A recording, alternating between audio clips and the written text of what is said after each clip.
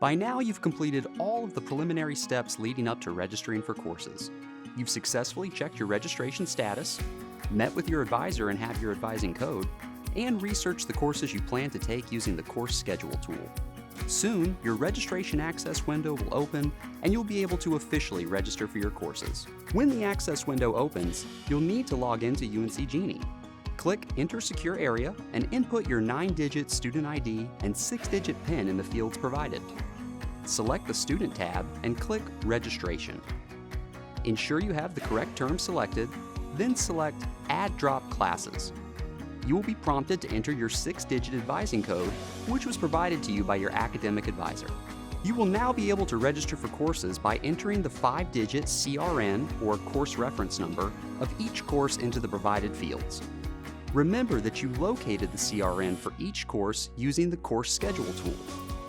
When you've entered all the course reference numbers for which you wish to register, click Submit Changes. You will then see the courses for which you've successfully registered and the total amount of credit hours for the upcoming term. If one or more courses are missing from your current schedule, there are a few reasons why the courses might be unavailable. You might not meet the prerequisites to register for the course. The course might be closed or restricted, which requires special permission from the instructor, or the course is full. If the course is full, you may join a waitlist, and you will be notified in the order you join regarding availability. After registering for your courses, there will be a period of time in which you can drop from the course to make changes to your schedule.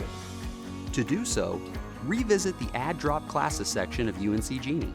Under your current schedule, you'll see a field next to each course called Action. Select the drop-down menu and select Web Drop. Then click Submit Changes.